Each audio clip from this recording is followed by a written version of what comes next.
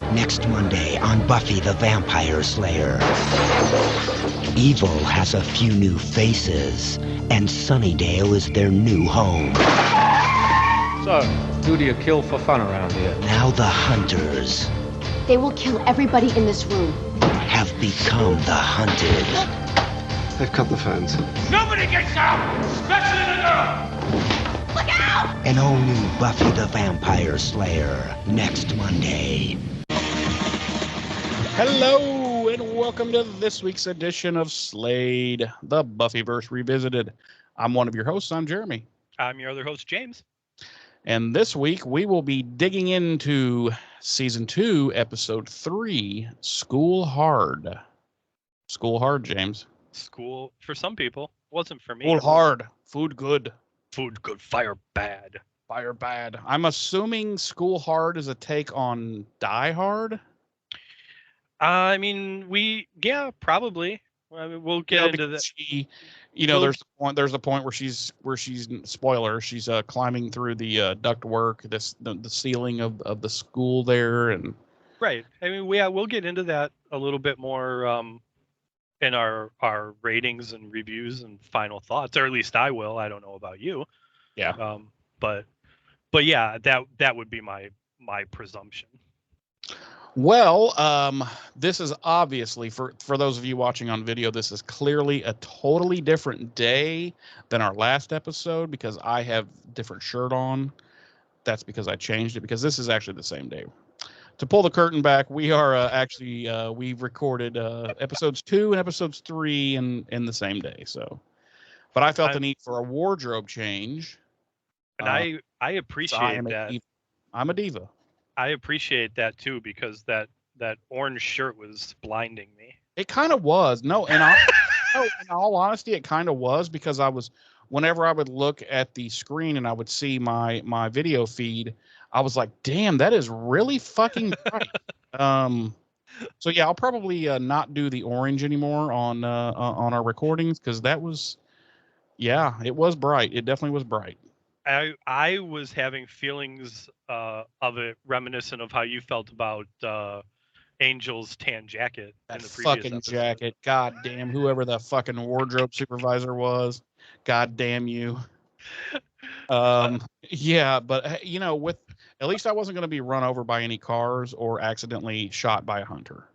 That's true. That's the way I looked at it. That's true. So, again, we'll be doing season 2, episode 3, School Hard today. James, what's up? What's new? Anything since we talked about 20 minutes ago? No, absolutely Same nothing. Same shit. Yeah, everything. Supreme Court still sucks ass, right? Everything's remained the same. Supreme Court is still a slowly rising authoritarian body. Pretty soon, the USA will be nigh inhabitable. Yeah. I like to call it a thriving colony of ass bags. Yes. There's 3 of them that are not what's the phrase, complete pieces of shit. But the rest of them can go fuck themselves with a cactus. But anyway, so anything you want to bring up prior to this episode, sir? No. All right. I think we just covered it all. Yeah. Listen, we're not obviously we're not a political podcast. We're not particularly, as far as the podcast is concerned, we're not really interested in engaging in that sort of thing. But on a personal level, I do think it's important that the people listening, have an idea of where we stand. And I think summing it up with "fuck the Supreme Court" can give everyone a pretty good idea of where we stand on issues. And just in case not, let me just say, fuck Clarence Thomas, you piece of fuck shit. Yeah. And if anyone is more interested in hearing our stances on certain topics or whatnot, feel free to seek us out on Facebook and Yeah. send us a friend request. Not at Slade Podcast, our individual Facebooks, um, and you'll be able to see myself. If you can manage to find us, I will friend you. Yeah. I mean, I don't hide myself. No, I'm not hidden. I'm not hidden either. I mean, if you type my name in, boom, there I am. Yeah, same here. Um, uh, Jeremy, more so over time, has been very vocal on his Facebook about his stances. Oh yeah. I have been from time to time. This week in particular, I've posted several things that political in nature, just for the idea. Seems like maybe I'm crazy, but it seems like I don't know. It's been roughly around 5 years or so that I've felt the need to really get my opinion out there. I don't know what that has to do with, but it just seems to have been the last 5 years. Up until this week, I was more so of the mind. I was going to be not very political on my Facebook, keep the peace, that sort of thing. But honestly, and it's something I should have made a decision about a lot sooner, but I'm kind of tired of keeping the peace. Yeah. Honestly. Yeah. That's what I was going to say was fuck the peace. At this point, it's ass kicking time. Right. And it's people will talk about, you can be friends with people that have different opinions and this and that, and at some point it strays off the path of just having a different opinion. Yeah. At some point you have become just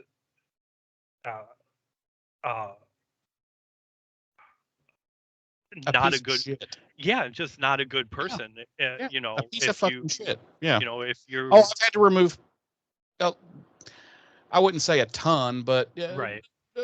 Double digits. I've had to remove double digits just because either, and I'm talking over the last 5 years or so, just because either I couldn't stomach the verbal, or I should say, I guess, written diarrhea that they posted anymore, or they would try to engage me in over things I would post. Right. And I would say, well, okay, I'm coming to this argument with fact and irrefutable proof, and you're coming with just stupidity and tears and screaming and crying like a little bitch. Right. So bye. Yeah, I've said to several people over the last few years, at some point, disliking, not even at some point, just hands down, if you dislike or flat out hate someone or a group of people because of their sexual preference or how they choose to identify or the color of their skin or things of that nature, that is not an opinion. Yeah. That is you're just hatred. Wrong. You're just wrong. Yeah, it's period. Right. It's wrong. It's flat out hatred for no reason. That's not an opinion-based situation. That's you're either right or you're wrong. And in that case, you're wrong. Same thing with judging people for their religion or their lack thereof. Right. You are just wrong. Right. But anyway, I guess we better get off of this before we lose the 2.5 listeners. But also to that point real quick, it's very apparent over the last several years that there is a contingency of people in this country that are flat out against basic human rights. Yeah. And that's where it all begins. And if you don't have that, you have nothing. Right. And that's intolerable. Yeah. To me. It's unacceptable. Yeah, but and I'll fight against it as long as I'm still breathing. yes. Yeah. But yeah, we've strayed pretty far off topic. Let's give us some dates and deets on this episode, James. Yes, we are of course watching Buffy the Vampire Slayer season 2, episode 3, School Hard. Our episode director this week is John T. Kretschmer, and our episode credited writers are David Greenwalt and He Who Shall Not Be Named. Our original air date was September 29th, 1997, and it aired on the now defunct WB network. Our regular cast, as always, includes Sarah Michelle Gellar as Buffy Summers, Nicholas Brendan as Xander Harris, Allison Hannigan as Willow Rosenberg, Charisma Carpenter as Cordelia Chase, David Boreanaz as Angel, and Anthony Stewart Head as Rupert Giles. Our guest stars this week include Kristen Sutherland as Joyce Summers, Robia Lamort as Jenny Calendar, Andrew J. Furchland as Colin / the Anointed One, James Marsters as Spike, Juliet Landau as Drusilla, and Armin Shimmerman as Principal Snyder. And I would just like to say Juliet Landau, Drusilla, for those that don't know, is the daughter of the venerable actor Martin Landau. Venerable actor Martin Landau. Was that on your word calendar this morning? It was. I believe I was gonna look it up, but I forgot before we started recording. I believe Martin Landau is still alive. Yeah, I'm pretty sure he is. And yeah, he's up there. Yeah. I don't know that he's acting anymore. I think he's kind of went into at least a semi-retirement. But I always loved Martin Landau. Oh yeah, he's great in everything. He's done some schlock over the years, but he's great. He's great even in. He elevates the schlock to a higher level of schlock than it would be without him. Yep, agreed. So no, Martin Landau died in 2017. July 15th, 2017. Man, so well, it wasn't that long ago. No, he has passed on.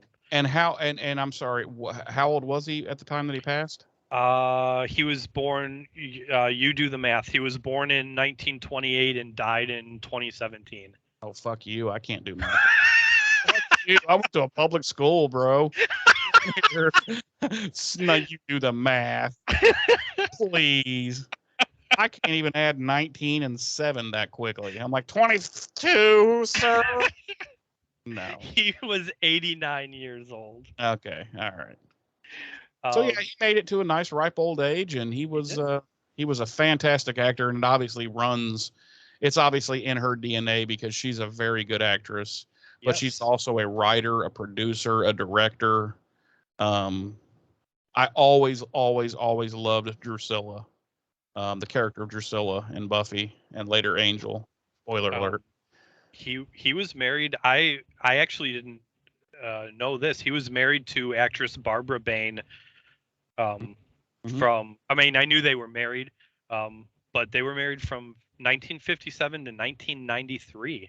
Yeah, long time. Yeah. Long time. And I believe, isn't that her mother? Her mother? I believe so. I would have to. I'm pretty sure. I'm pretty. Cause he never struck me as the wandering type. Yeah, that is. Yeah. Barbara Bain is her mother. Yeah. So I'm gonna have to look this.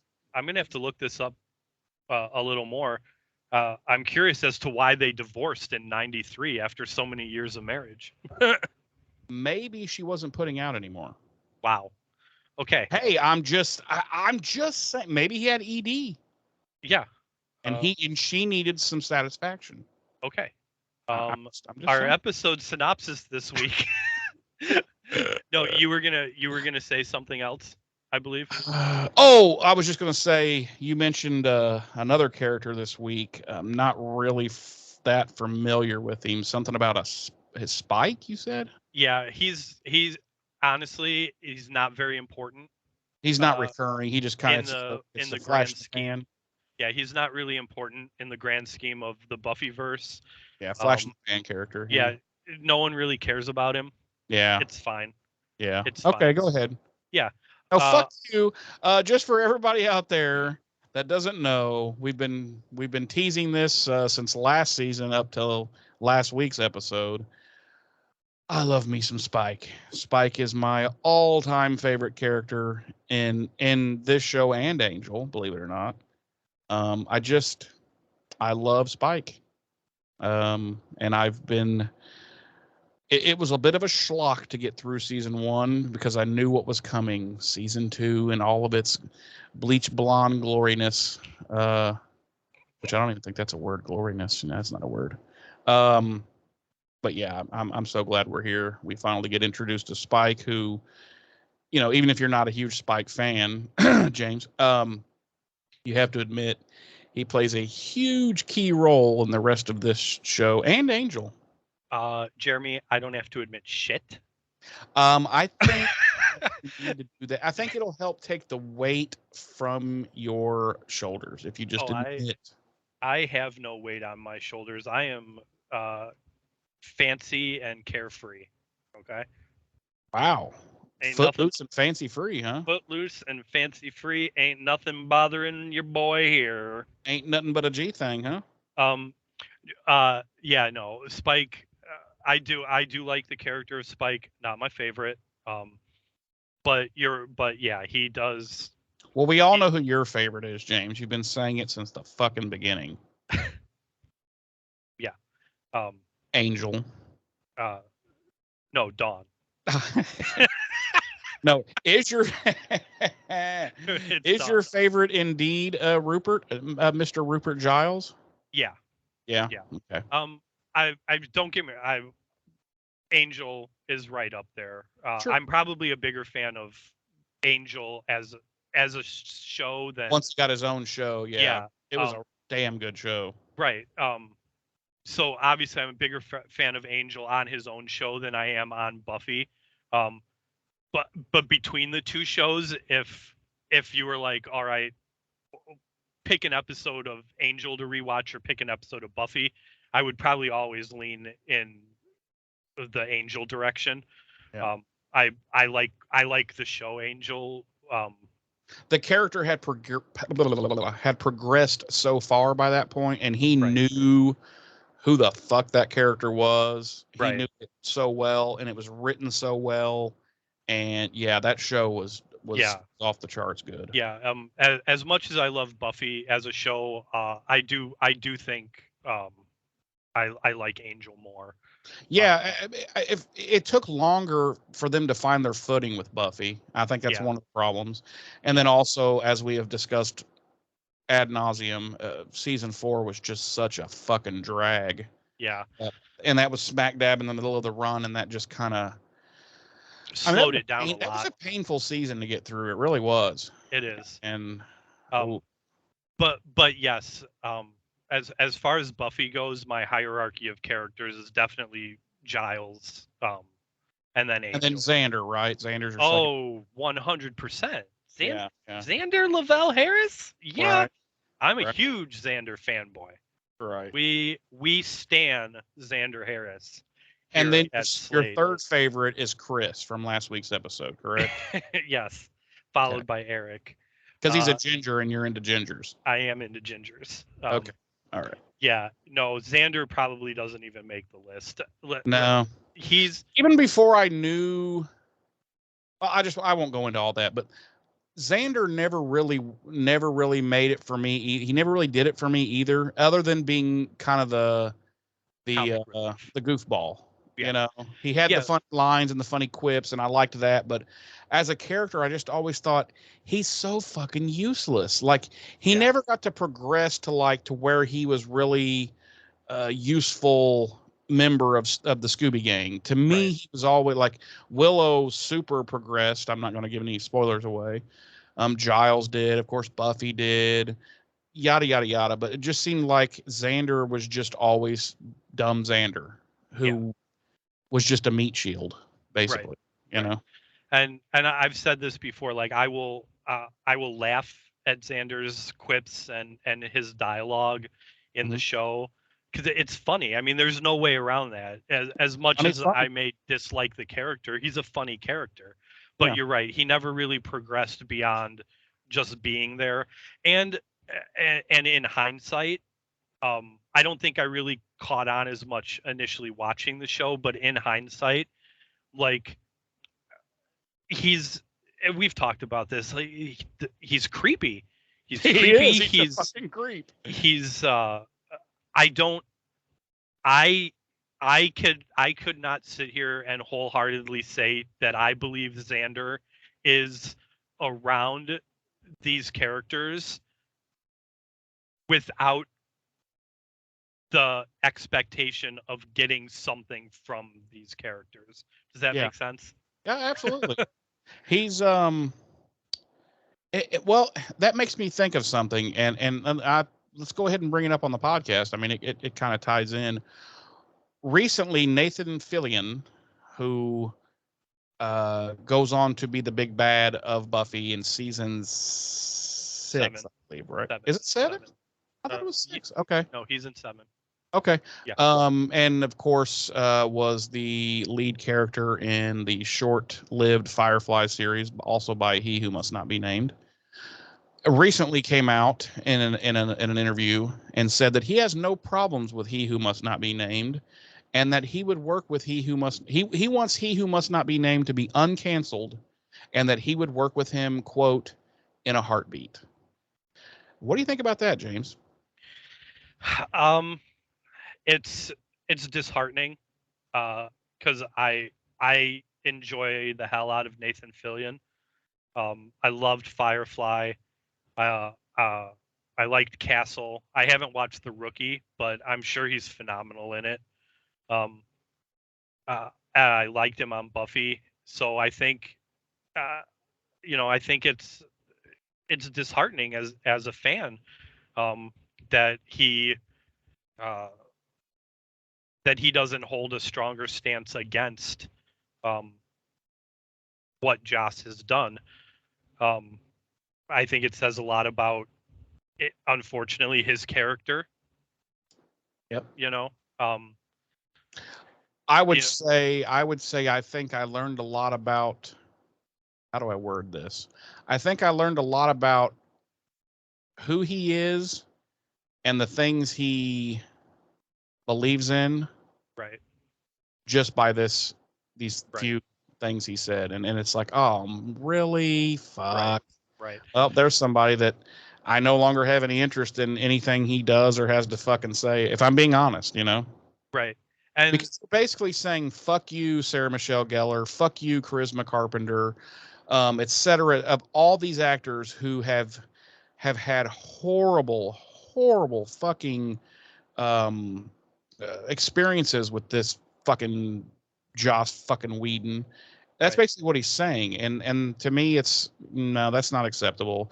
It's just not, it's it, it it's the epitome, honestly, of white male privilege. Yep, exactly. I thought the exact same thing. He never experienced these issues with Joss, so as far as he's concerned, these issues with Joss don't matter.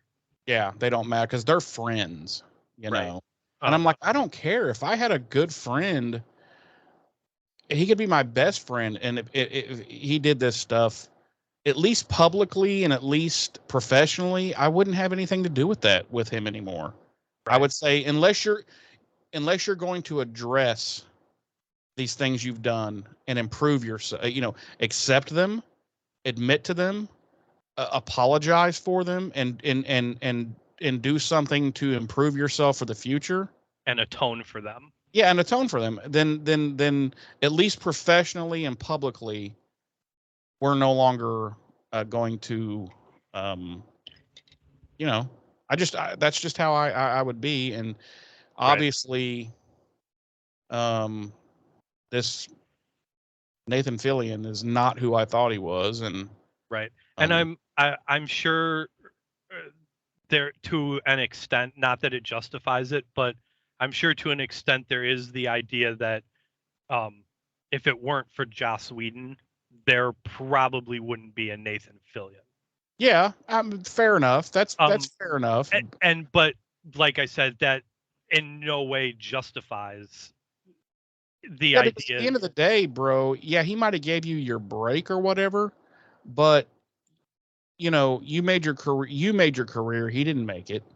Right. So you don't owe him. You don't owe that little fucker anything. You know.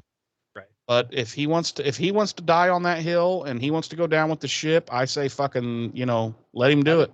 Yep. Because if he thinks there's not going to be repercussions from this, he's sadly mistaken. I think he's very sadly mistaken, because he's in Hollywood, and by and large, Hollywood does not put up with this kind of bullshit.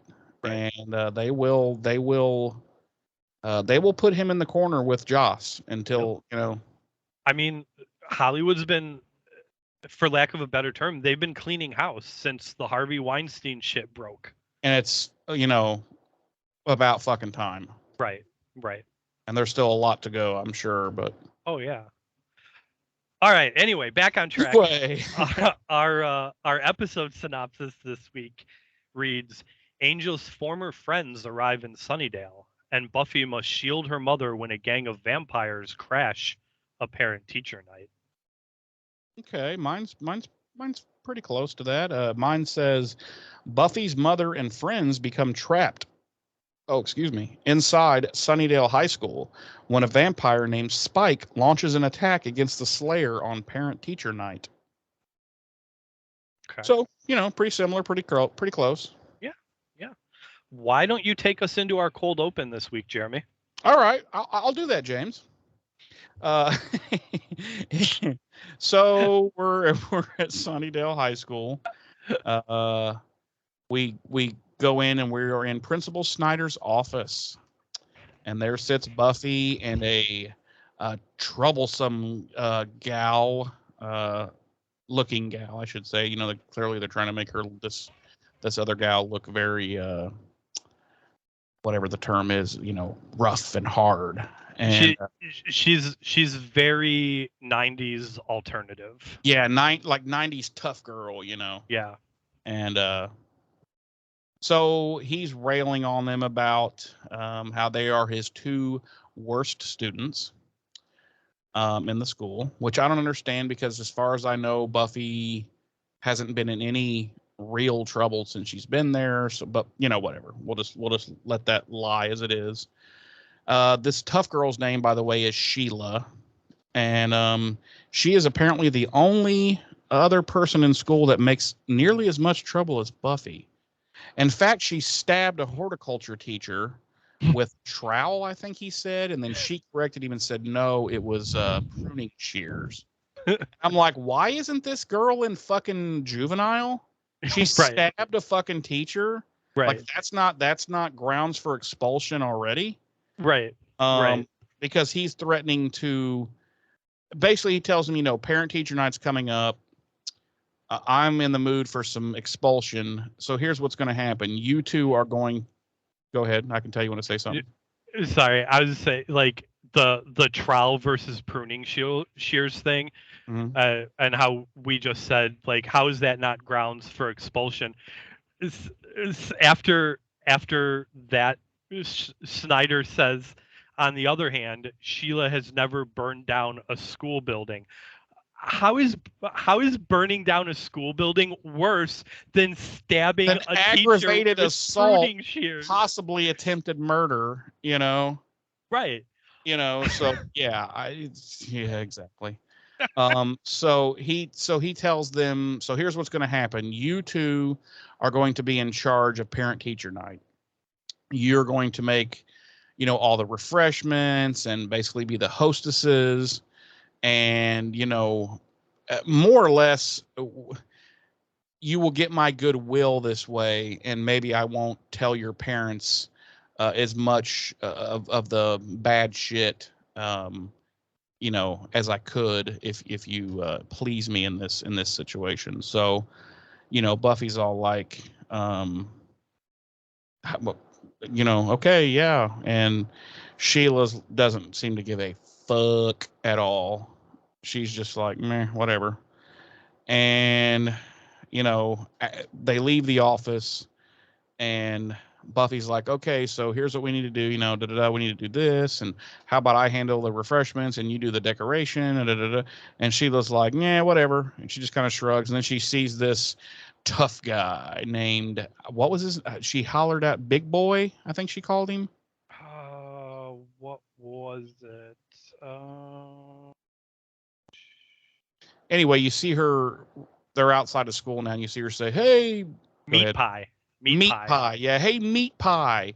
And she waves and she goes running over, and it's this guy that looks like he's like Poison's lead singer.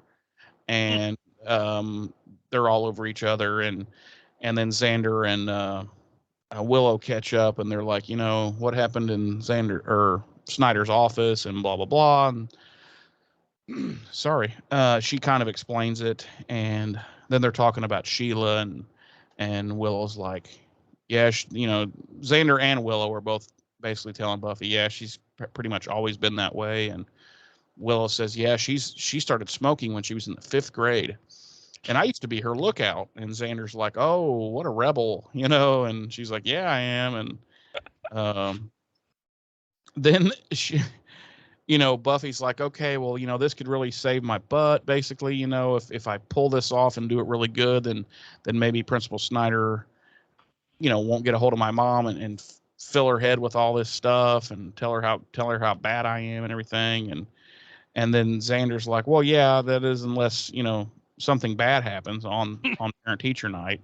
And both Willow and Buffy are both like, what how could you say that? Now you've jinxed us. That's the ultimate jinx. Were you even thinking? And they just walk away and leave him standing. And he's just like, wow, wow, okay, I fucked up there. And because they're like, now something bad is definitely going to happen, Right. So anyway, that night, it's nighttime. You just see this car. I'm not even, is it the school? I couldn't really tell. No, it looks to be a small park. Okay. With a little playground. Well, okay. Presumably near the city limits. Okay. So you just see this car just kind of fly up and just kind of smash into the curb, and like it looks like maybe a bench it's sitting there too, and it just kind of smashes into it. And then the door opens, and there's some heavy rock music playing, and you see these boots step out, and it's a trench coat, and the camera slowly goes up, and it's this bleach blonde guy. It's Billy Idol. Yeah, it basically looks like Billy Idol, basically. And he turns around slowly, and he's vamp faced, so we know he's a vampire. And he puts a cigarette in his mouth and lights it up with a Zippo lighter, and he smiles and says, "Home, sweet home." And that's our cold open. That is our cold open. It's not a bench; it's the "Welcome to Sunnydale." That's right. That's right. It's he just smashes right through it, and he just gets out, and I'm like, right. which is why I said that the park is evidently near the city limits. Yeah, or clearly as it does. Right, as parks tend to be. Right at the welcome to insert town name sign. Right. This is Spike, obviously. Oh yeah, I'm sorry. Did I not mention that? This, ladies and gentlemen, is Spike. He's driving a 1958 Dodge DeSoto Fireflight. Really? Yes. I just at quick glance, because I didn't pay that much attention, I knew it was a Dodge, but I just thought it was a Dodge Dart. Nope, it's a 58 DeSoto Fireflight. Wow. So, we come back from the opening credits, and we're inside the Anointed One's warehouse holdout that we saw in the first episode of this season. And there's a vampire there, and he's talking about how the master's dead and someone has to take his place. And can I just take a minute here? I really wish the master Anointed One storyline was just over. Thank you. Especially the annoying one. Like it's done. It happened. It was the first season. Like, how many episodes did this fucking kid get out of this? He got more episodes than the actual fucking master. Right. Oh. I was never, much like yourself, and I don't know that I ever really talked about it. I was never a big. I like the master. I was a fan of the master storyline. Never been a fan of the Anointed One's part in all of that. I didn't. It seemed utterly pointless. Right. Totally unnecessary. And as far as the master goes, I could take it or leave it. Right. So this vampire's talking about the master's dead. Someone needs to take his place. Another vampire says that, as long as the Slayer's alive, whoever takes the master's place is going to end up sharing the master's grave. And the first vampire says, well, then whoever kills the Slayer should be the new master. And the Anointed One asks Vamp One if he can do it. And the vampire says that he can. He'll do it this weekend, the night of St. Vigius, when their power will be at its peak. He'll kill her, and it'll be the greatest event since the crucifixion. And he says he should know he was there. And our boy Spike appears behind all of them.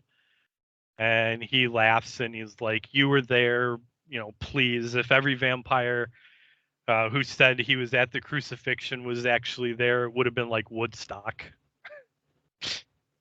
And how would any vampire have even been there, considering it was supposedly during the day? Right. So, yeah. The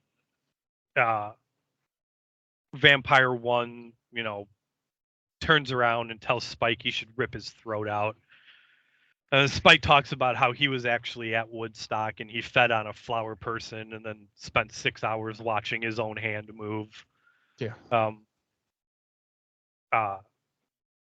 Vampire one attacks Spike and Spike knocks him out. Like easily, just a little backhand and the dude's down. But right. he's gonna kill the Slayer, this guy. Right. And Spike asks who you have to kill for fun around here, and Colin asks Spike who he is. And Spike tells him, I'm Spike, and he says, you're that anointed guy. I read about you.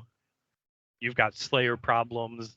Like, what I find works with Slayers? Killing them. And it does tend to work. Yeah. So Spike and Colin go back and forth a little bit, and Spike tells Colin that he's killed a couple Slayers over the years, and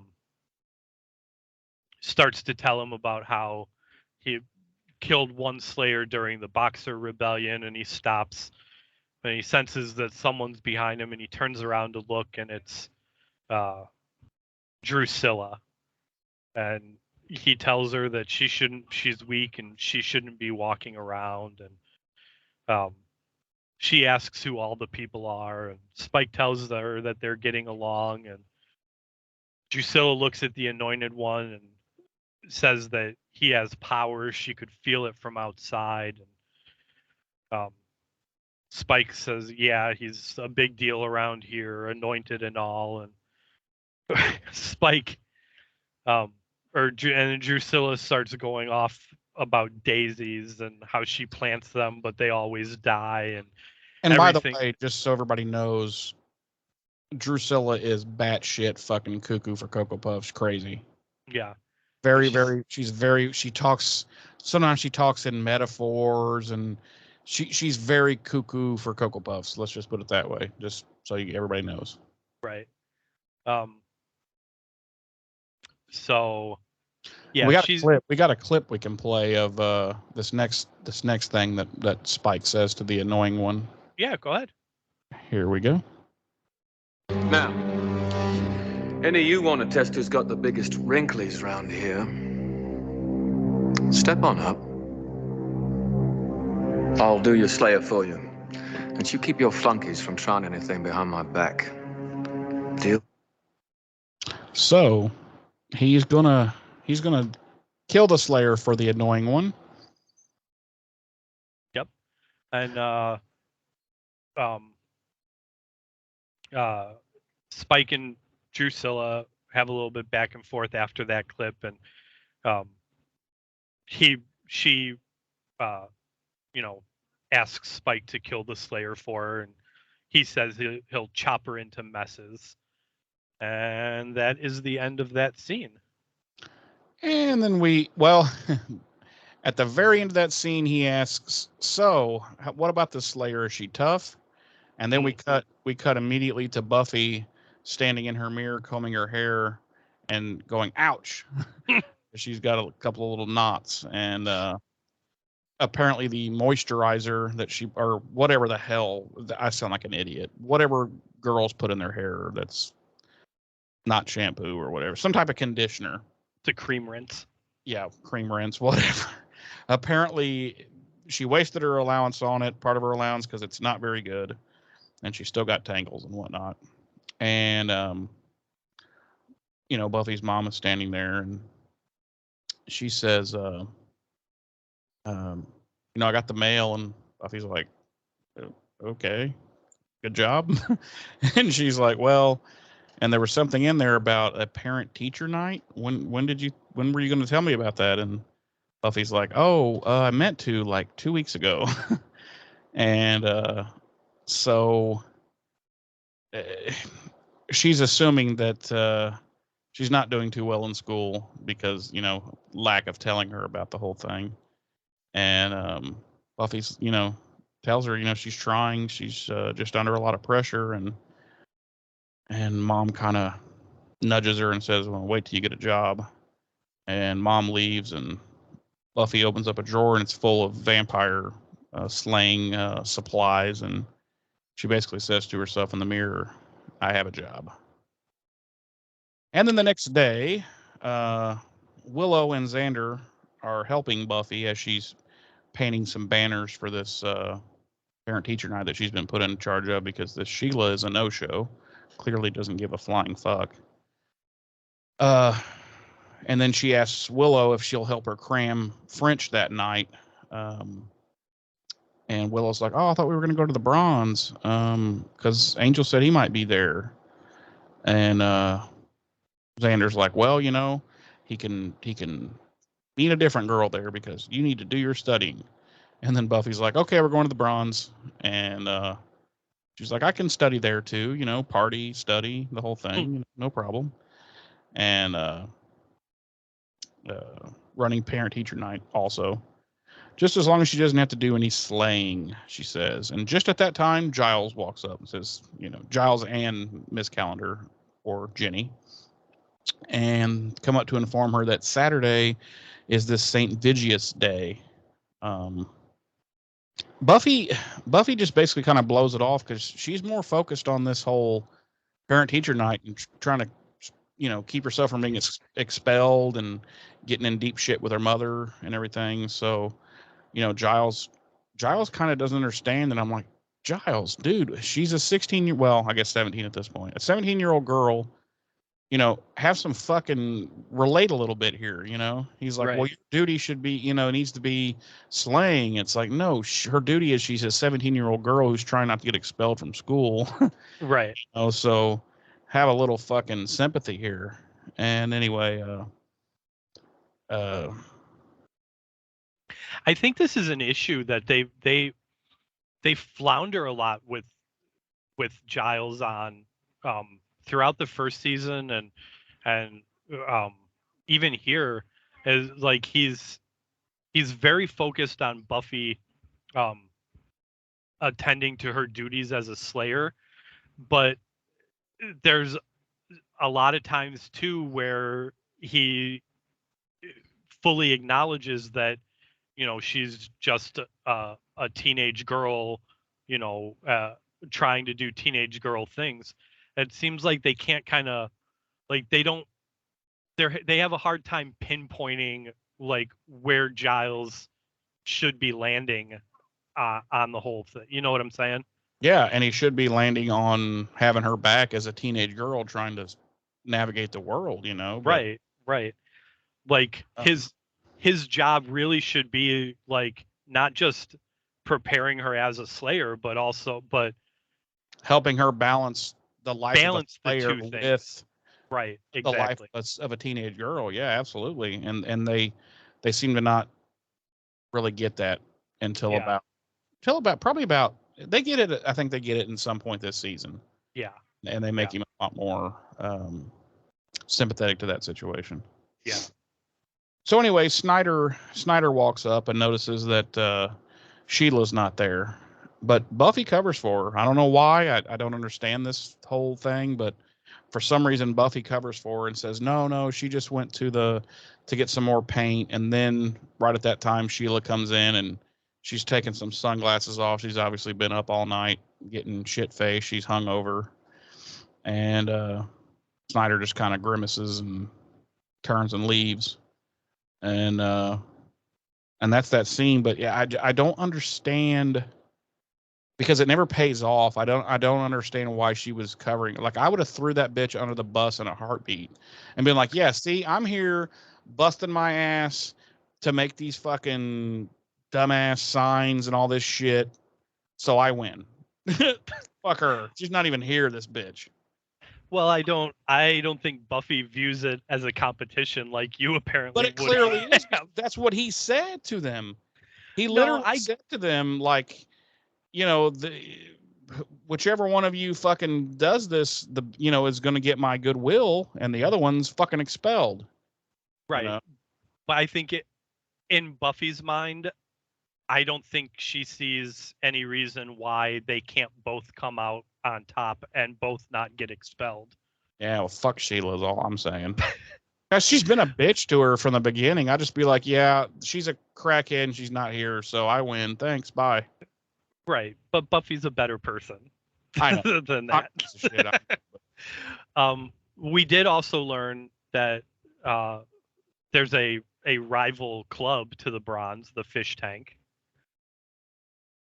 Did we? Yeah. At the beginning. Oh, yeah, because that's where she has been. But that's an actual adult club because there's alcohol and everything served at this place. Right. So they apparently are very lax about about Literally. ID. But yeah, that's more of like just a straight up bar Yeah. that this girl's this Sheila has been at, who looks like she might be a day over fucking 15. So how she's getting served alcohol, I don't know. Oh, I'm It sure was the they're not. 90s. Shit was a lot simpler. I'm sure if Fish Tank gets raided on a regular basis, like Willow says they do, I'm sure they're not checking IDs. Yeah, and how many times would a bar get raided Right. and still be open? Right. Like, they would have just shut that shit the fuck down, after the first raid. So we cut to the Bronze, and there's a band playing, and Xander's kind of dancing by himself while Willow's helping Buffy with her French at a table nearby, and Buffy's not getting it, and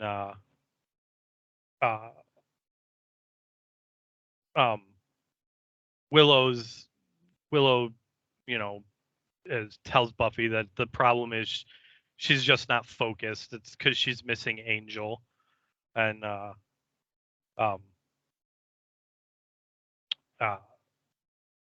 Buffy is like, he didn't say for sure that he'd be here. It's just kind of a maybe I'll see you there kind of thing. And Xander comes up to them, and he's like, somebody has to dance with me. I'm dancing all alone out there. And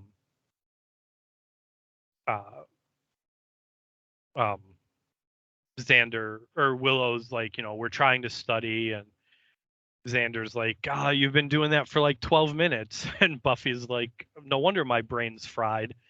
Yeah. And she gets up to go dance, and Willow starts to protest, and Buffy and Xander end up dragging her along with them. And Spike shows up. He walks up to their table, and he was watching them dance, and he's kind of stalks the edge of the dance floor, and he's studying Buffy, and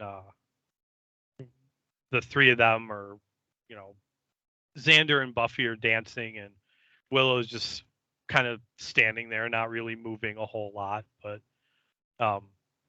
yeah, she's not. When I think about that now, I'm picturing that scene in my head, like Sarah Michelle is I guess that's 90s dancing, I don't know, and Xander's doing some shit, and Willow's literally just kind of standing there. Yeah. She's like, and they're on the actual dance floor. Yeah. And Willow's just like, hey,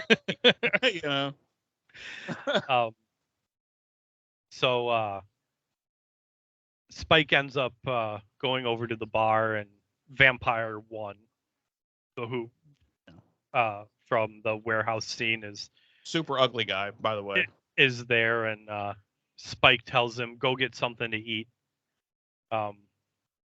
So he Spike then walks back over to some people kind of close to where Buffy and Willow and Xander are dancing, and he asks loudly, where's the phone? I need to call the police. There's some big guy out there trying to bite somebody.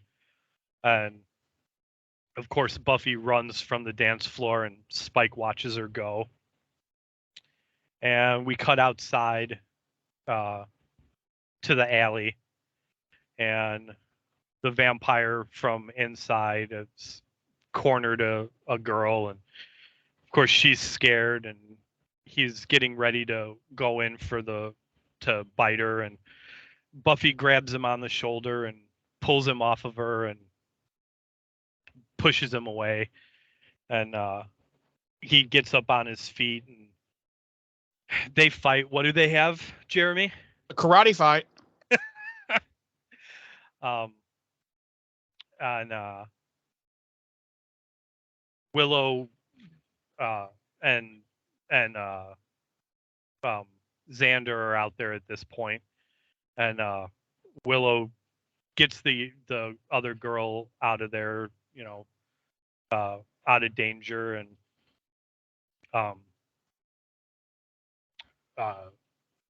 Spike's watching, and Xander runs back inside to Buffy's purse to get a steak, and runs back outside, and wait, you gotta tell the part about where he's digging through and he finds a yo-yo. Nope, that's not it. Oh, he gets a little bit more, and there's a tampon, and he freaks out. He's like, ah! And he drops it on the table. Yeah, he does. He's pulling stuff out, and he pulls out her yo-yo, and he eventually pulls out a tampon, and he drops it like it's fucking covered in acid.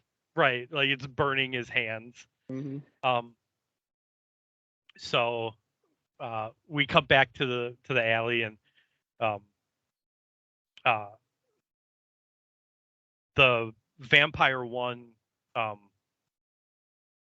gets Buffy down on the ground, and he's like, I don't have to wait for St. Vigus, you're mine. And she does an up kick, like right in the fucking face. Yeah, and he staggers back, and she gets up to her feet, and he yells, Spike, give me a hand, help me out. And Buffy looks over at Spike, who's in the shadows, and Xander shows up with the steak, and he throws her the steak, and she catches it, and of course in one swift motion stakes the vampire, and he bursts into ashes, and Spike walks out of the shadows, and he's clapping, and he's tells her nice work, and she asks who he is, and he says, you'll find out on Saturday. And Buffy says, what's on Saturday? And Spike says, I kill you. And he leaves, and Buffy watches him leave, and that's the end of the scene. And we come back from what would have been a commercial break. And Sheila, the 17-year-old high school girl, is coming out of that bar, the adult fucking bar, with these two goofballs that are supposed to be like tough guy looking biker bar type guys. They've got like press on fucking tattoos and shit and bad ill-fitting leather garb. And she's flirting with them, both of them. She's clearly going home with them. She is going to take part in a gangbang. Wow. Well, I mean, it's obvious. Wow. And they're like in their fucking late 20s, and she's a 17-year-old high school girl. So, okay. And I'm just, you thought the same fucking thing. Maybe they were gonna go make pancakes. Okay, they were gonna go have a gangbang, and she's talking to them both, and then she turns to one, and he's not there anymore. And then she's like, "What the fuck?" She turns to the other one on her other side, and he's not there anymore either. And she's like, "Where are you guys?" And then suddenly Spike walks out of the shadows, and says he's a much better catch. And than the two losers she was with, because she deserves so much better. And he's just kind of doing his dark, brooding, cool thing, and he kind of walks off into the dark, and she's like, "Hey, wait up!" And she goes after him, and then the camera pans down, and you see her two dates dead in the trash pile. He had eaten them. And then we cut to Giles, Buffy, Xander, and Willow, and Miss Calendar. Jenny. Yeah. Jenny. All in the library, trying to figure out who this Spike guy is. And they're also trying to plan for this St. Vigius Day. And Angel shows up, and he obviously knows a lot about Spike, and he's not really sharing. And he says, he'll once Spike sets his sights on something, he works until he gets it, and he, kills everything in his path, basically. And Buffy's obviously pretty happy to see Angel. She starts to flirt a bit, but then shit goes back to the serious matters at hand. And she realizes she's got to go ahead. I was gonna say, it gives me a little bit of an ick, but they make a point, like it's funny or something, of calling out the age difference between Angel and Buffy. Like, yeah. Buffy herself is like, you've been dating for what, 200 years? And then Willow's like, even if you go on, what does she say, like 2.5 dates a year, and that's still 400 dates with 400 different. I'm like, what? Like, why are we drawing attention to this? Because Joss Whedon is a fucking, I'm being serious, he's a fucking sicko, and that kind of shit gets his rocks off. Right. Like, the same reason this whole Sheila character is going to a gangbang with some fucking late 20s dudes from a biker bar. Like, I don't have an issue with the age difference between Buffy and Angel, for the simple fact that Angel is a vampire. You know what I'm saying? Yeah. Like, so in the grand scheme of things, like what you know what I'm saying? But it's like when they point it out like that, then it's like, oh, you are knowingly right. Like, why? Come on, let's not do this. Yeah, I'm telling you, and I 1,000% believe this. Joss Whedon's fucking sick. Because there's shit like this in lots of episodes. He's fucking he gets off on this kind of crap. I'm telling you. Yeah. All right, please proceed. I'm sorry. So the scene's almost over. Yeah, but she's talking about how she's got to keep her mom the whole night at parent teacher meeting from running into Snyder, and also not dying on Saturday. And so Giles says, Angel, could you tell us more about this Spike guy? Like, what did he used to be called? And they all turn, and he's fucking gone. And Xander says, "That's it. I'm going to put a fucking little collar with a bell on that guy." And that's that scene. What makes him think he'd be able to get close enough to Angel to put a collar on him? And Do you how think? does he know Angel wouldn't like having a collar on with a bell? Right. I mean, the dude's like 200 plus years old. I'm sure he's into some shit. He's tried it all. Right. I mean, I'm 41 and I've tried some shit. So anyway, Go ahead. The floor is open.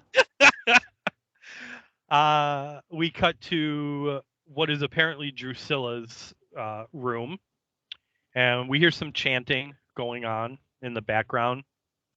And we do a slow camera pan, across her bed and her TV, a little lamp on a nightstand, and we end on her collection of dolls. And she lifts one up and turns it to face away, and she addresses the doll as Miss Edith, and she said, "Miss Edith speaks out of turn. She's a bad example and will have no cakes today."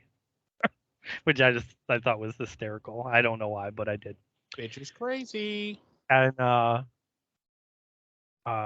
Spike comes up behind her and asks if she's going to eat something, and she says she's not hungry and she misses Prague. And Spike tells her, you nearly died in Prague and this is the place for them. And tells they her never that explain that, really, do they?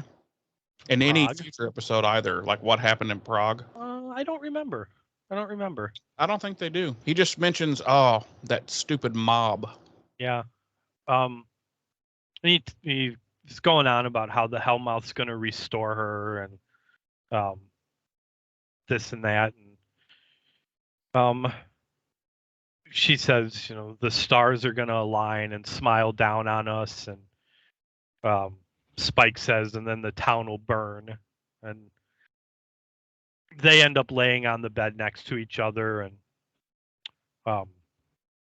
they listen to the chanting, and Spike says they're preparing for St. Vigius, and we see that Sheila's tied up and gagged, hanging from a hook above Drusilla. Hanging from a hook. And Drusilla tells Spike that he should go with them and cleanse, and Spike doesn't want to, and Drusilla's tells him the Anointed One doesn't trust him, and since they follow the Anointed One, basically he doesn't trust you, they trust him, you need to get out there and make sure he trusts you, that kind of thing. And she rambles on about her hair falling out and being bald, and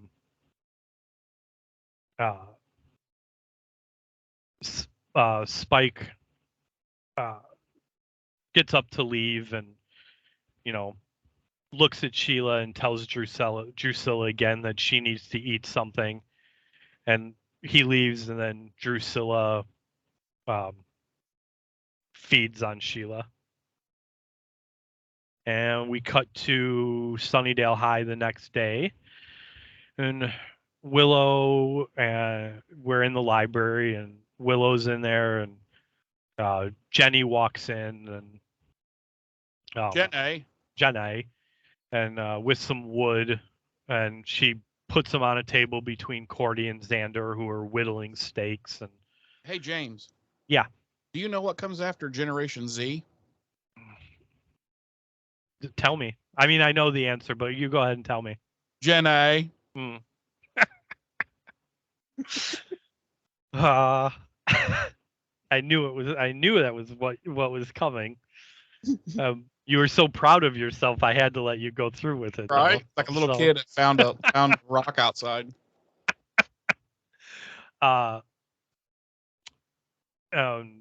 Buffy's there, and we pan down, and we see that Buffy's chopping a cucumber with a huge machete. With a fucking machete, yeah.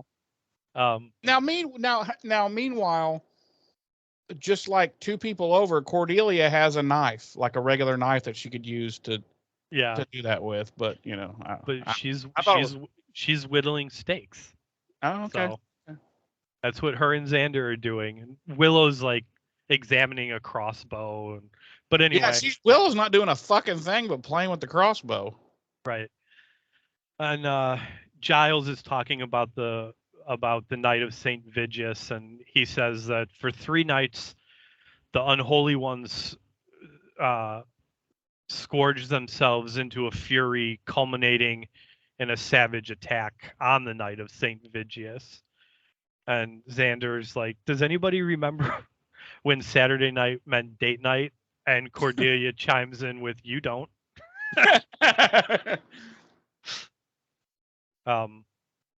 And Buffy doesn't care. She's preoccupied with parent-teacher night. And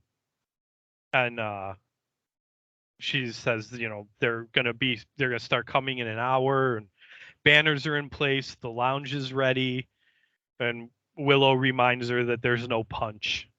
When Buffy freaks out about needing punch, and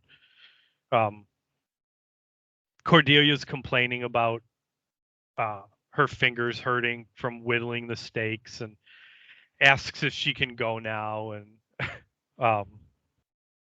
and she goes, how long have I been here doing this? And Xander's like, what is it, 11 minutes? 3 minutes. Oh, 3 minutes. Yeah. 3 minutes. Well, no wonder. And she asks if she can go now, and she's like, Cordy says of Buffy, she's like, she doesn't need this many steaks. I mean, if this guy Spike is as mean as you all said, it should be over pretty quickly. Yeah.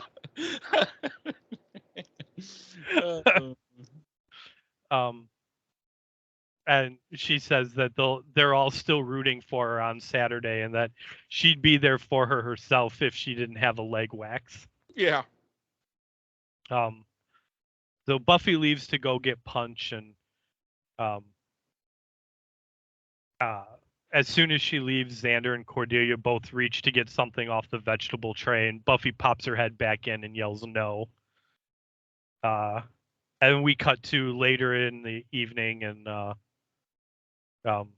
parent-teacher night's in full swing. Buffy's pouring punch into cups, and Willow comes over, and Buffy's like, Willow asks her what kind of punch she made, and Buffy says lemonade, and like she made it fresh, and she hands Willow a cup, and Willow asks her how much sugar she uses as she takes a sip, and Buffy says sugar, and Willow just like her face just scrunches up, and obviously she spits it all back into the cup without Buffy seeing. Yeah, really, it's really good. Yeah, she's like, it's very good. So Buffy says all she has to worry about now is keeping her mom and Snyder from crossing paths. And Joyce shows up and asks Buffy if she put this all together, and she says yeah. And Buffy sees Snyder, and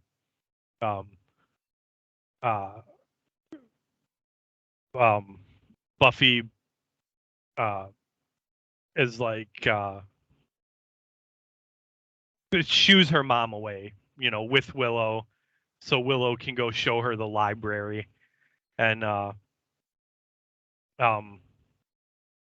Willow's like, great, the library. And then she's like, no, Giles and everyone.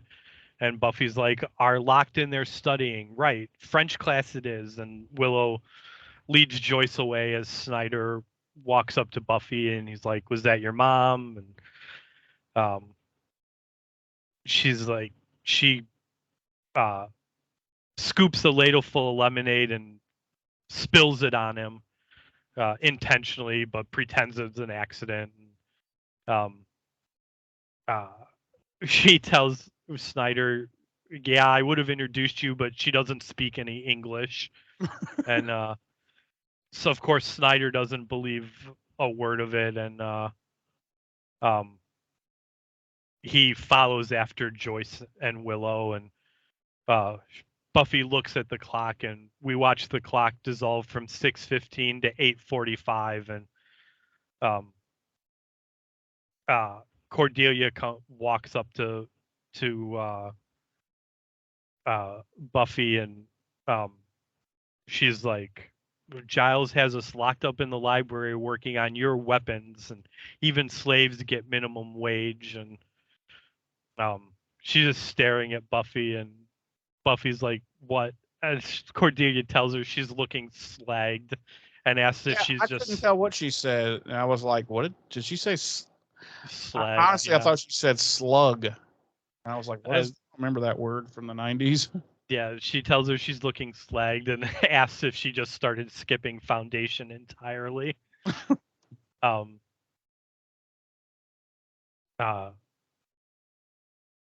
And Buffy's like, I've got 3 lives to contend with, and none of them mesh together. And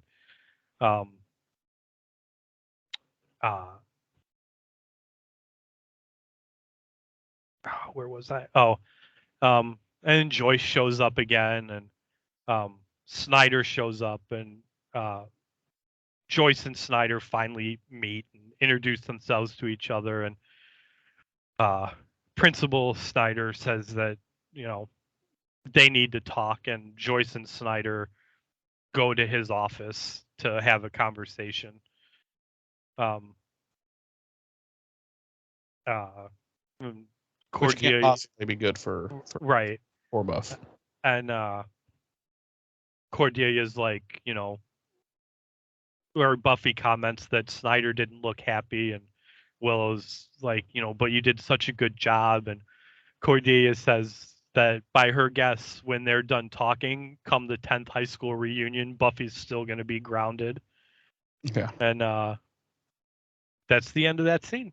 We cut to the library. Bitch, because, I mean, how many times has Buffy literally saved her life, and she can't at least have a little sympathy and be like, oh, that sucks. Sorry. Right. I don't know.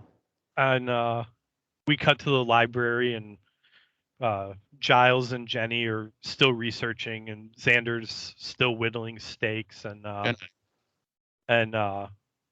Giles finds the information he was looking for about Spike, and he tells them he's known as William the Bloody, and that he earned his nickname by torturing his victims with railroad spikes. As one does. Right. And he said there's some good news. He's barely 200. And he's not even as old as Angel is. And then he frowns. And Xander's like, well, that's a bad look. And Giles tells him that he thinks his suggestion of running away might have been a good one, because Spike has previously fought 2 Slayers in the last century, and he's killed them both. And we cut back to the lounge, and we see Snyder coming back with Joyce, and Joyce walks up to Buffy, and she tells her to get in the car now. And Buffy and Willow exchange concerned looks, and Buffy starts to follow Joyce out, and she turns back to look at Snyder, who's going around turning off lights, and Joyce and Buffy walk out of the room, and Snyder goes to turn off another switch, and as he's doing that, 2 vampires crash through the big window by the lounge, and 3 vampires. Are you sure? Positive. Okay. So, Buffy looks back, hearing the commotion, and some more vampires come through the window, and people start to panic and run around, and the vampires at this point are all lined up, and Spike's there, and he looks at Buffy and he says, "What can I say? I couldn't wait." And commercial break. So Buffy immediately grabs her mother and tries to pull her out of the building. Everybody's freaking out and scattering and running and screaming and blah, blah, blah, blah, all the craziness. And all the exits have been blocked by the vamps. And Spike yells out to nobody escapes, especially the girl. And Willow and Cordy, as they're bailing, running, they make it to a utility closet and they get inside there and lock themselves in. And Buffy's kind of herding all the adults nearby into a classroom. And Giles, Ginny, and Xander rush out of the library and see what's going on, and then they run right back in when they realize it's Spike and his gang of vamps. And the people in the adults in the classroom and Giles and them in the library, they start barricading the doors, and then the lights go off, and we cut out to the hall, and one of the minions tells Spike that they cut the power and no one escaped, but he's not sure where the Slayer ended up. And Spike is pissed. He's like, "You don't know," so he stalks off. And then we cut into the library, and Giles suddenly remembers that there's a boarded up cellar behind the stacks and that somebody could get out that way. And he wants Xander to go. And Xander's like, "No, I'm not leaving here until I know that, Buffy and Willow are safe." And he's like, "Nobody's going to be safe if you don't go out that cellar and go get Angel. We need his help." So Xander reluctantly goes, and we zip over to the classroom where the adults are, and they're trying to figure out who the heck it is that's attacking them. And Snyder insists that it's a gang and they're on PCP. That's why their faces look so weird. He's like, we gotta get out of here. And he goes to climb through a window, and Buffy stops him and says that if he leaves, he's going to get killed. And plus that'll create an opening into the room that'll get everybody else killed too. And, Snyder's basically like, I'm in charge here. I say what happens. And she just jerks his little scrawny ass back down and is like, "No, you're fucking not going out." Puts him in his place, more or less. Mm-hmm.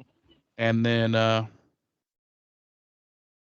she heads up into the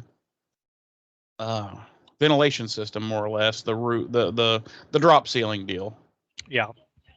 And she wants to she wants to get out of the room, but without creating an opening for anybody to get in.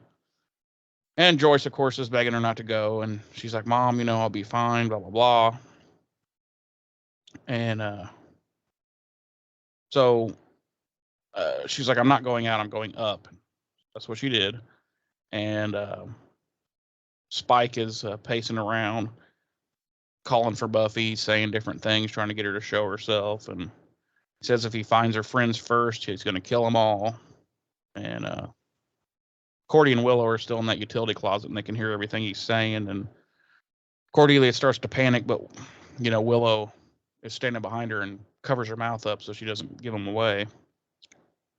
And one of Spike's minions hears something and tells Spike, he's like, listen. And they start listening, and they realize there's somebody up above them in the ceiling. And so that's obviously Buffy crawling around. And Giles also heard all the shit Spike was saying, and he grabs a battle axe and starts to unbarricade the door. And Ginny's like, what the fuck are you doing? You're gonna get killed. Are you crazy? And he insists. He's just like, I'm her watcher. It's my responsibility to take care of her, to watch out for her. Make sure she's okay. And just as he says that, something comes crashing through the ceiling, and he raises his axe up, but it's Buffy. and he's relieved to see her. And so she starts loading up on weapons and explains the situation to Giles. And basically he's like, okay, what's your plan?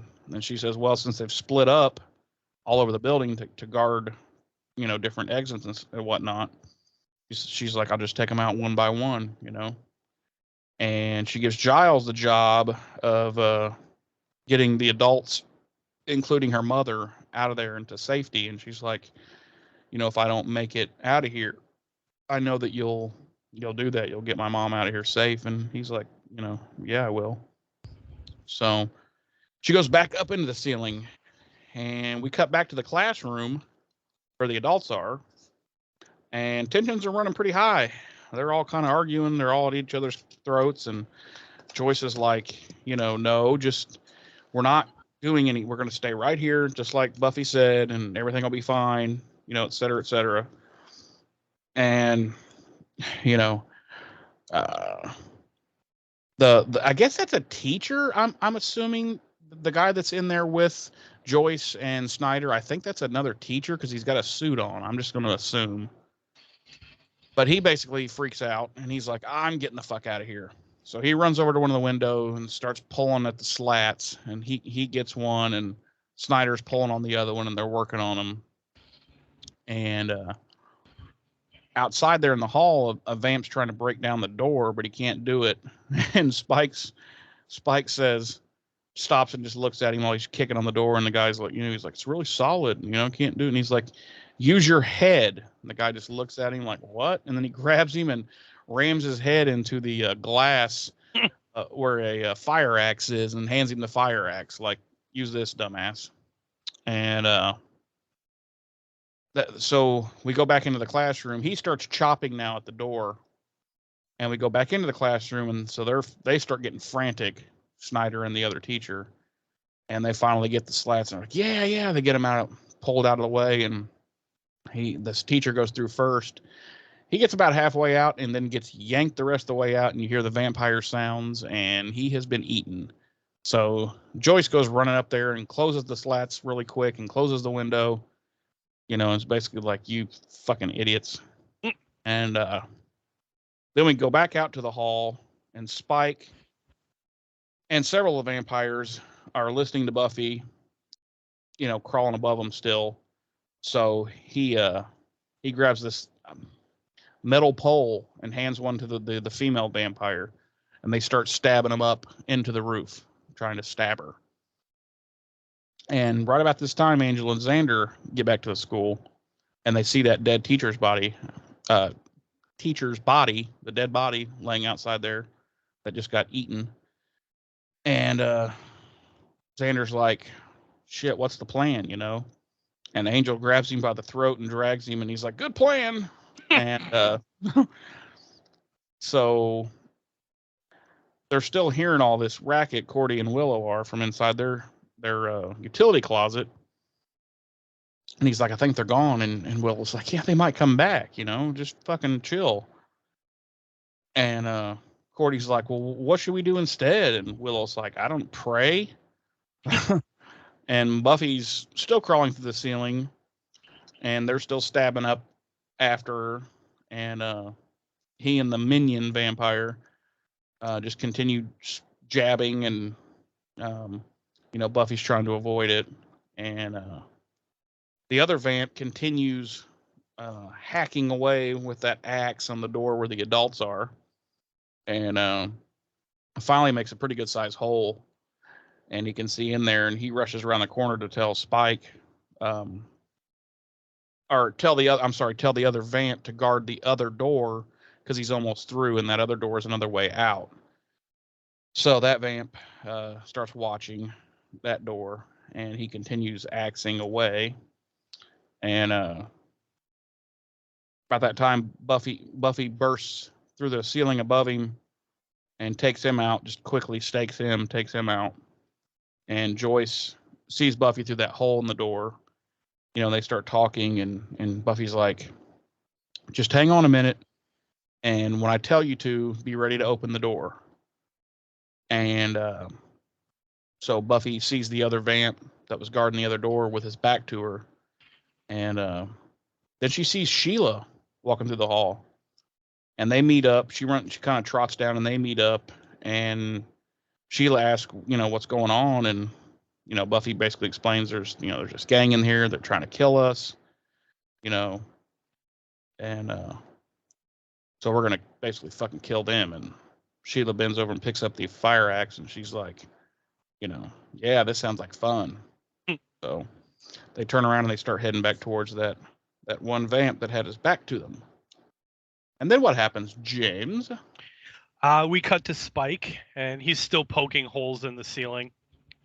And Angel comes into the hall with Xander, and Spike sees him. And, Spike is all, and jealous. And Angel wraps his arm around Xander's neck, and Spike's like, I'll be damned. And he tosses his pole aside, and, they hug each other and laugh. And Angel's like, I taught you to always guard your perimeter. You should have someone out there. Spike's like, I did. I'm surrounded by idiots. What's new with you? Angel says everything. Spike asks if he's come up against the Slayer yet. And Angel's like, she's cute. Not too bright, though. Gave the puppy dog, I'm all tortured act. Keeps her off my back when I feed. And he starts laughing. And Spike's laughing, and he's like, people still fall for that Anne Rice routine? What a world. And Xander's like, I knew you were lying. And Angel squeezes his neck to shut him up. And Xander's like, undead liar guy. Yeah. Angel exposes Xander's neck and asks Spike if he wants a bite before, they kill Buffy. We cut back to Buffy, and as she and Sheila are about to round the corner, and Buffy tells Sheila to stay behind her, and they go around into the hall, and they make their way to the vampire, and Buffy's getting ready to stake him, and behind her we see Sheila vamp out and raise the axe. And Giles sees through the library window what's happening, and he yells to Buffy, and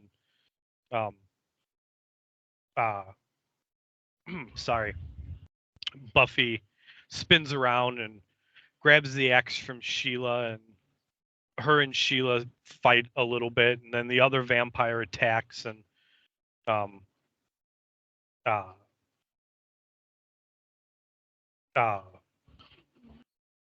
Buffy basically dispatches both of them pretty quickly. Not Sheila yet, though. She didn't stake Sheila at this point, did she? She never stakes Sheila. Right, that's right. Off, and we never see or hear from Sheila ever again. That's right. Buffy stakes this vampire, and then Sheila runs off, and we don't see her again. Yeah, ever. So Buffy tells Joyce to, open the door, and she does, and Joyce tells everyone else, come on, let's go, and everyone rushes out of the science classroom and into the library, and Buffy tells Giles to get them all out, and Joyce tells Buffy, that she's coming too, and Buffy says she'll be in a minute, and rushes off, and we cut back to Spike and Angel, and Spike's telling Angel, he hasn't seen him in the killing fields for ages, and Angel says he's not much for company, and Spike says he's never has been, and asks why he's scared of the Slayer, and Angel's like, scared, and Spike says, yeah, there was a time when you've taken her out in a heartbeat, and he's like, this whole tortured thing, it is an act, right? You're not housebroken. And Angel's like, hey, I saw her kill the master. You think you can take her on by yourself? You go ahead. I'll just feed and run. And he bends. We have a clip if you want to play. Yeah. That covers this little part of their conversation. Here we go. I'll just feed and run. Don't be silly. We're all friends. We'll do it together. Let's drink to it.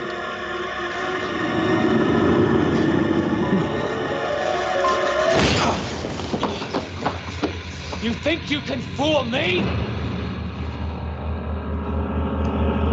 You were my sire, man. You were my Yoda. Things change. Not us. Not demons. Man, I can't believe this. You Uncle Tom. So, yeah, Spike knew all along. Yes. He picks his pole back up from the floor and he's like, rallies the other vampires. He's like, come on, this isn't a spectator sport. And they all attack and Xander and Angel run. And Spike senses someone behind him and he turns around and it's Buffy. And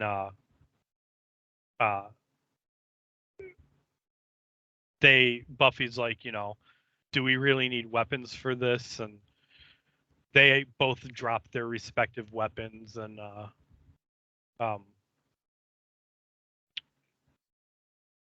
they exchange words and Buffy's like, the last Slayer I killed begged for her life and you don't strike me as the begging kind. And Buffy tells her he shouldn't have come here and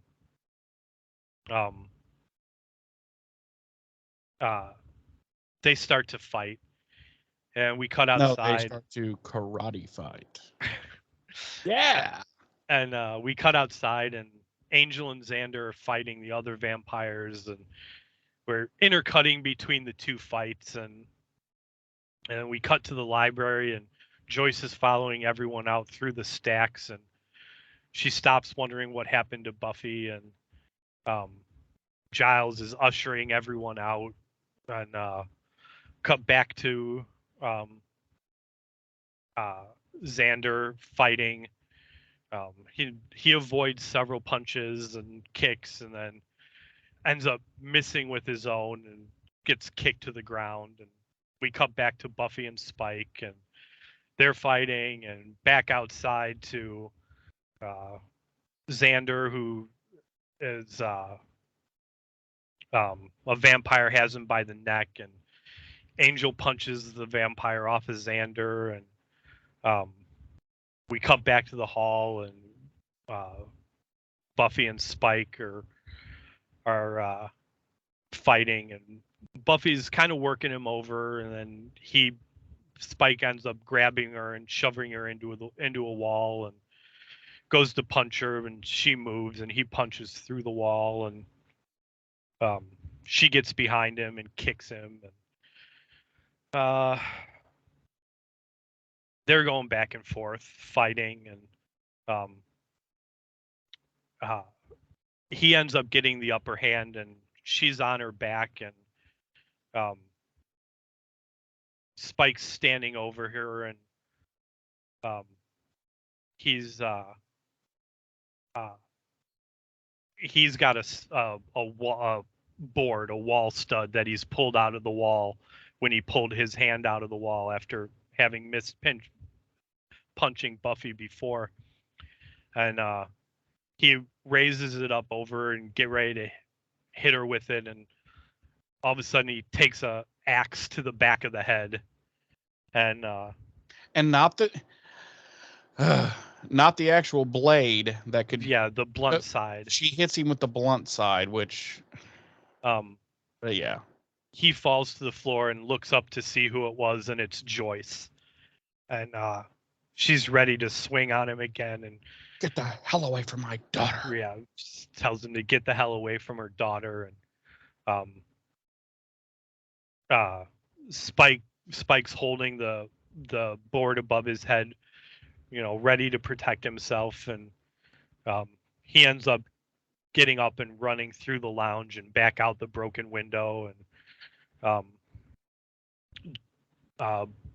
Joyce and Buffy hug and look out the window as Spike's running out. So we cut to outside, and it's a little later on, and there's police everywhere, and the presumably the police chief is talking to an officer, and the chief tells him to take care of it, and the officer nods and walks off as Principal Snyder walks up to him, and Snyder addresses him as Bob, and the police chief says, "It's over, they all got away." It's like, "I got a body inside, and I got another one on the south lawn, and it looks like he was pulled right through the window." And Snyder's like, "I told him not to go through there." And we cut to Giles and Jenny coming out of the building, and Jenny's like, "Another wonderful, fun-filled evening." And Giles says, "I'd understand if you decide to start avoiding me." And Jenny just takes Giles by the arm, and they walk off together. And we cut to Angel and Xander, and Xander asks Angel, "When you gave him my neck to chew on, why didn't you clock him before he had a chance to clock you?" And Angel says, "I told you I couldn't make the first move. I had to see if he was buying it or not." And Xander says, "If he bit me?" And Angel says, "We would have known he bought it." Yeah. Clearly doesn't give a fuck about Xander. And we cut back to Snyder and the police chief.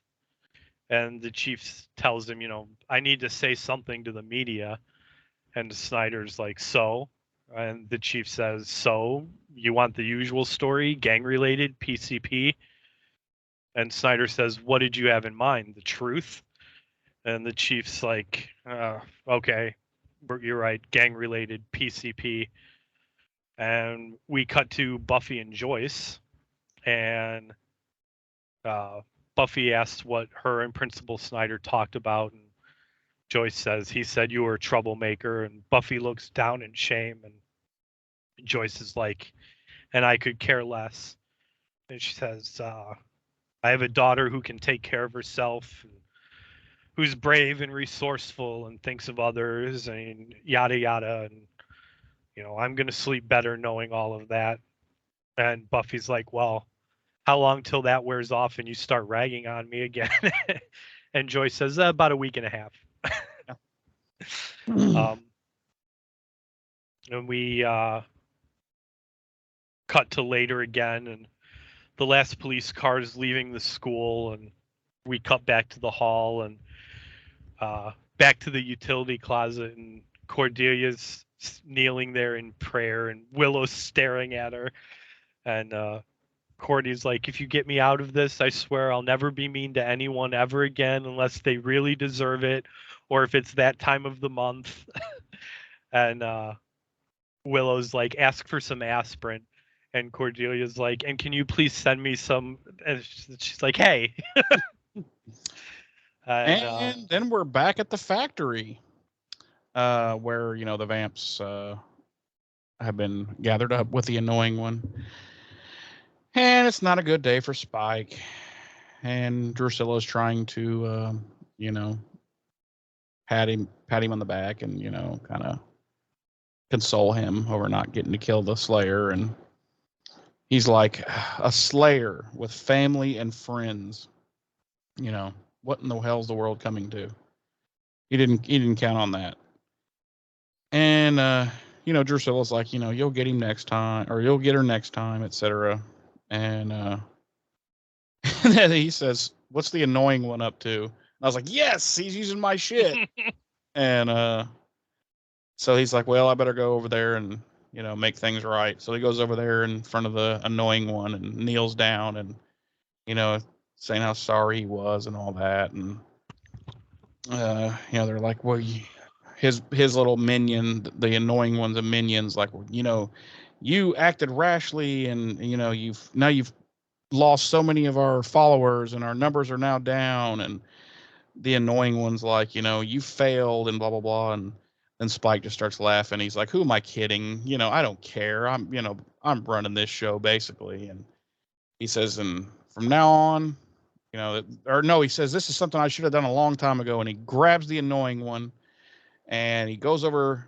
The annoying one's minion tries to run up and save him, and Spike just he back kicks him, just knocks him out cold, and then he tosses the annoying one into this cage, and it's daytime, by the way, and then he starts pulling this chain, and the cage starts going up, up, up, closer and closer to the window where the light's coming through, and he's like, "From now on, there's going to be some fun around here."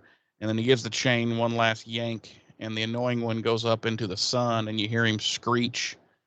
And Drew comes, and they get back together, and they're hugging and stuff. And he's like, "Let's go see what's on TV." And they kind of walk away, and then the camera pans back, and you see the cage, and the annoying one is finally gone. He's been dusted. He's dead. Yay. End of episode. That wraps up our episode for this week. Okay, I've been one of your hosts. No. So let's dive right in. A little monsterology. No monsterology this week. But kind of like we alluded to at the beginning of the episode, I think it's pretty evident that there was a big inspiration from 1988's Die Hard. Played a big part in the idea of this episode. Our body count this episode is 9. Pretty heavy body count. A little behind the scenes. The show creators have stated in interviews included on the DVDs that the reason they killed off the Anointed One is because the actor Andrew J. Furchland had grown up so much over the summer hiatus that it was really contradicting the established doctrine that vampires don't age. And because he had grown up so much, they had him sitting down for pretty much all of his appearances in these first 3 episodes of the season. So they decided just to kill off the character.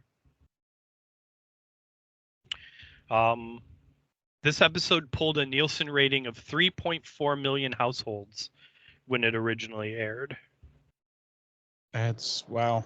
That's a good number. Yeah. You have anything for behind the scenes before I move on?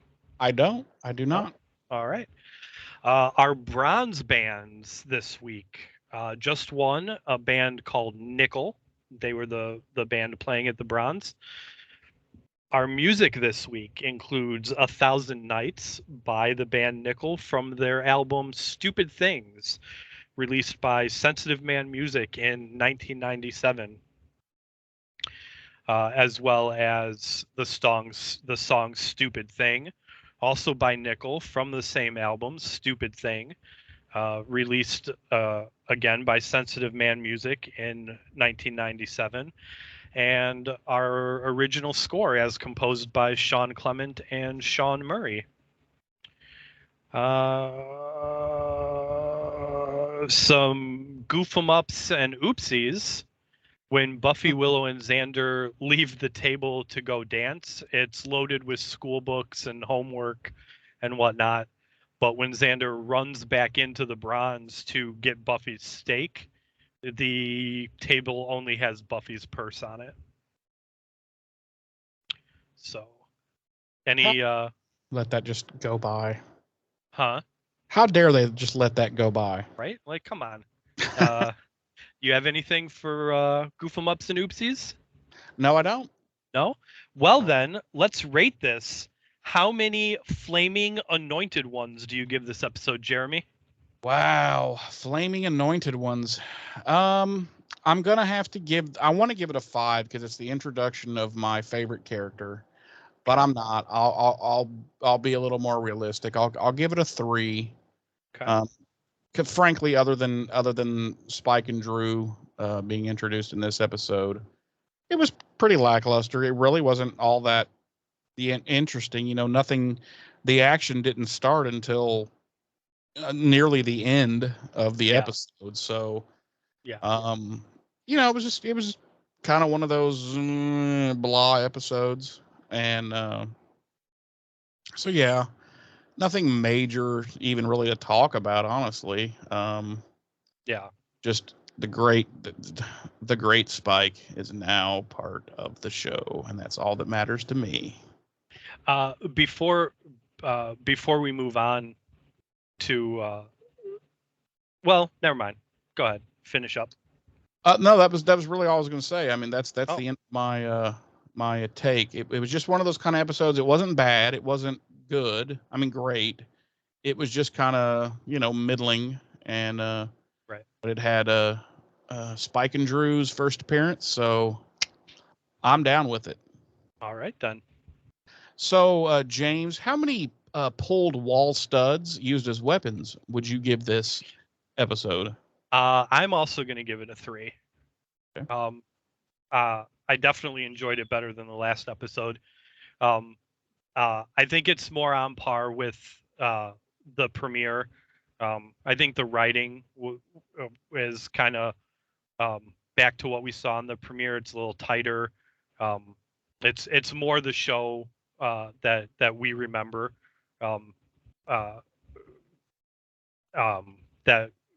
That we had said, it formed into in that season 2 premiere. Other than that, I agree. It would have gotten higher marks had the episode overall been better. But it is just kind of a lackluster episode. It's not a new idea, obviously. Taking the premise of Die Hard, which at this point in '97 had been done so many times in so many other movies and TV episodes and stuff. It's almost a little boring. And like you said, the action of the episode really doesn't pick up until almost the last 20 minutes or so. Yeah.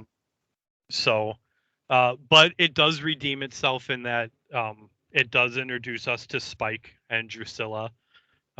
And something that I was going to touch on when we first started talking about the episode, but I forgot, was that even though Spike isn't one of my favorite characters, I do enjoy the character. And I do agree with what you said at the beginning, that he becomes a huge integral part of the Buffyverse. In both shows. Right. Well, when I say Buffyverse, I'm including. Oh, yeah, you did say Buffyverse. That's true. But not just the future, but eventually the past of the Buffyverse. So he does become a very important character to this universe overall. So yeah, it gets extra points for introducing both of those characters. It gets extra points for fucking killing off the Anointed One finally. Oh yes. And kind of being done. You know what? I should have given it a full extra point just for that. It's not too late if you want to go back. Yeah, it gets a 7.9 out of 5 just for killing the annoying one. Oh. But yeah, I'm glad to kind of see that whole thing finally over, and like we can kind of move on from that now. What did you think of the seed that was planted here that not just the police but Principal Snyder have an intimate knowledge of what's going on here in Sunnydale? Yeah, it's been so long I can't remember. Does this ever pay off? I don't think it does. I don't either. And that's but I think at one point when they did this, I think they had planned for it to pay off in some way. Right. You know what I mean? And I was actually gonna say, my reason for asking that is, it actually, my review of the episode that caused it to lose a point because it's a plot thread that is just dropped on us, and I think it's very interesting. But to the best of my knowledge, it's never followed up on. I didn't think that it was. I didn't know if they'd ever mentioned anything like it again. Right. And of course, I'm sorry. Go ahead. No, I was just going to say that I think it might have been a he who must not be named idea, and so the writers added it in, and they were like, "Fuck, we don't know. We have enough going on already. We don't know what to do with this." You know, and they he was like, "Fine, just fucking write it out." You know, Right. And I think it's one of those things where, like I said, it's interesting. On one hand, I wish they had followed up on it some more. On the other hand, seeing how that worked out for other shows in a similar vein, let's reference another one of our favorite shows, Highlander. Mm-hmm. Every time they tried to introduce a police element or something like that into the show, it just didn't work out. It always fell flat. Right. It just wasn't needed. Right. You know, in that show, it was you know, too many ingredients in the soup kind of thing. Right. And so I feel like this is a double-edged sword. It's an idea that they drop and they never follow up on, and that disappoints me. But at the same time, seeing how similar ideas have fallen flat in other shows, I'm also kind of glad they never like followed up with it. Yeah. Because now you're talking about, in a lot of your episodes, you will have to include a police presence or something like that, and it's just added. Where do you go with Snyder? What is right? He? Is he right. like right? You know? It's just added. It's added complications that, you know, in the long run probably aren't necessary. So, yeah. It did lose a point for that, from my perspective, because like I said, while it would have been interesting, I also see how it could have completely fallen apart and just been useless. So yeah, but don't, at the same time, it's like, don't drop a thread like that. Think that through then before you drop that into an episode, you know? Right. So, but yeah, that's where I stand on it. All right. Well, do we have any closing thoughts on this week's episode? No closing thoughts on this week's episode from me. I would just like to remind everyone they can visit us on all our socials: Facebook, YouTube, Twitter, TikTok. Look for us at Slade Podcast on all socials. Make it even easier for yourselves. Hit up BuffyRevisited.com. There's links to all our socials. They'll take you directly to where you need to go. Email us, BuffyRevisited@gmail.com. We would love to hear from you. Your thoughts and opinions on shows. Any behind the scenes or anything like that maybe we aren't able to dig up and you want to throw at us, or again, just general episode discussion, you know, on any of those platforms. We would love to talk about the show with you guys. Absolutely. Feel free to hit us up. All right. Well, with that all being said, this has been a great episode, and I look forward to the rest for this season. I've been one of your hosts. I'm Jeremy. I'm your other host, James. Ta-ta.